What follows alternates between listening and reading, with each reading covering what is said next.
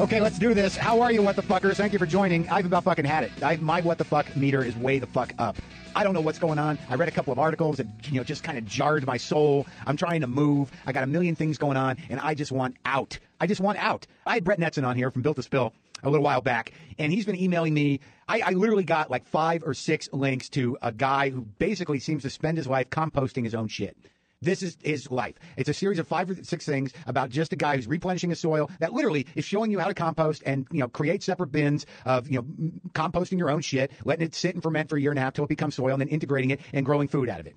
And I watch that and I'm like, well, at least he's got something to do every day. He's composting his own shit. And then Brett Netzen sends me another guy who's growing tea on his balcony in Berkeley, sustaining their lives by growing things. I got Sam Cedar up in upstate New York growing things. Why the hell am I not doing that? That seems like a good life to me. Then I read an article about these dudes up in Maine that they meet once a year. They're sort of a politically active group, but they're not Republican or Democrat. Basically what they are is they believe that our government, they're all fucked. They're all screwing us in the ass no matter who they are. And they just do this protest where they're not isolationists. They're not anarchists, but they shoot guns at televisions once a year. And there's anarchists and there's constitutionalists and there's, people that want to live off the grid. And I believe in that stuff. There was a time where I used to break televisions. I would break televisions just to find some relief and at least know that there's an illusion there. And then I read an article in Time Magazine about the dollar being devalued and that maybe I should buy some gold. And then I start to think like, that's it. I'm fucking done. Fuck it. I'm going to buy a couple of gold bars and I'm heading for the hills. And I've talked about this on my CDs. I've talked about it before that I have this fantasy in my head that if I just learn how to compost my own shit and get a small cabin and have a couple of gold ingots that I'll hide in the floor and I get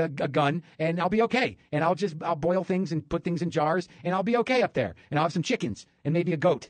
A goat, because I talked to Zach about goats, maybe a couple of goats, and I'd be all set. And I picture that, and I'm sitting up there on my porch with my gun, talking to my goats, knowing my gold's in the floor, and my shit's composting out back. And I think to myself, okay, well, what happens week 2? What do we do week 2?